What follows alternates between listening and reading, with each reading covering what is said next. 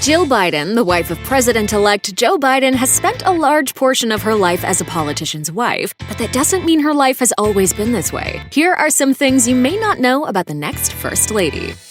Jill may be the epitome of a refined, well-mannered politician's wife, but she had to undergo a lot of personal development first. In fact, she even described herself as having a rebellious streak in her younger years. During an interview with the Philadelphia Inquirer, Jill fessed up to sneaking into a popular swim club late at night so as to skip out on the pricey membership fees. She and a close friend opted to scale the fence late at night during the summer and have the pool all to themselves. Jill admitted, "I can't even believe that I did it." According to Jill, it was a long time before she ever told her mother about doing that. She also engaged in other harmless indiscretions like pulling pranks and sneaking out of school to dine on sandwiches at a local hoagie shop. As the eldest of 5 daughters, Jill took on a different role as the fearless protector of her younger siblings. After she had enough of watching her younger sister being bullied, she simply walked up to the perpetrator's door, rang the doorbell, and punched him square in the face. While she may have been in trouble temporarily, she did manage to win her father's praise for that one.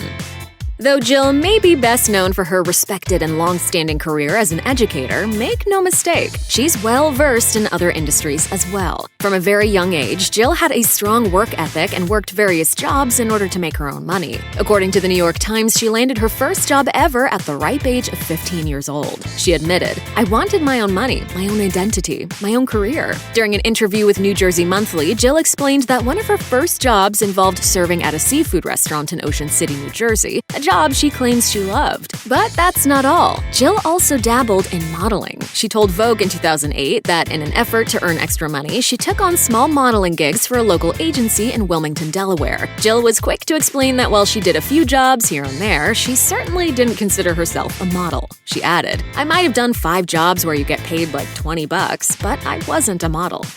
Discussing her first blind date with Joe, Jill told Vogue, "We went out to see a man and a woman at the movie theater in Philadelphia, and we really hit it off. When we came home, he shook my hand goodnight. I went upstairs and called my mother at 1 a.m. and said, 'Mom, I finally met a gentleman.'" Immediately after marrying Joe in 1977, Jill quickly got to work diving headfirst into her new role as stepmother, though she doesn't think of herself as a step anything. During an interview with Atlanta Journal-Constitution, Jill was careful to explain that while she never asked Hunter and Beau to call her mom, it just happened organically. She revealed, "The kids are the ones that first said it. They wanted our family to be a whole, complete family. They initiated that." In any interview, if the interviewer said stepmom, they'd pipe up and say, "We don't say that. That's how the kids wanted to define it." Joe also touched on their blended family in his own memoir, Promises to Keep, on life and politics. He echoed his wife's same sentiments, stating that the transition happened gradually. One day, he simply noticed his boys referring to Jill as mom while reserving mommy for their late mother.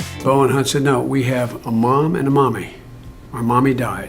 This is our mom." Joe recalled, "I'm sort of used to being in charge, but in truth, it was Jill and the boys who shaped the contours of our remade family." She put us back together. She gave me back my life. She gave us back a family. Jill may be famous for being the wife of a politician, but don't get it twisted. Her passion lies in being an educator. In a tweet, Jill famously declared, "Teaching is not what I do, it's who I am." Her lifelong career as an educator proves just that. And if you thought that a life-changing event like her husband becoming president of the United States is going to deter her, think again. During an interview with CBS News, when asked if she planned to keep teaching should her husband win the 2020 election, she replied, "I'm going to continue to teach. It's important, and I want people to value teachers and know their contributions and lift up the profession." And with a bachelor's degree, 2 master's degrees, and a doctorate degree, why wouldn't she? Her resume is also quite impressive. According to Forbes, Jill worked in the public education school system for 13 years as an English teacher and a reading specialist. After that, she transitioned to Delaware Technical and Community College, and while Joe Biden served as vice president, Northern Virginia Community College.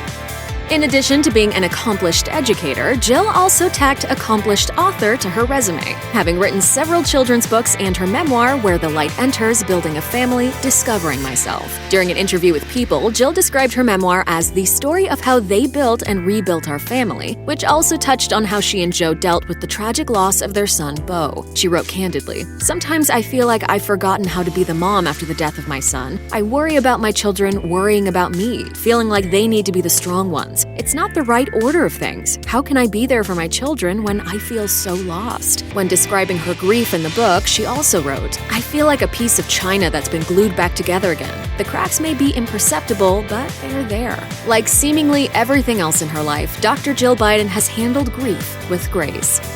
Check out one of our newest videos right here. Plus, even more Nicki Swift videos about your favorite celebs are coming soon. Subscribe to our YouTube channel and hit the bell so you don't miss a single one.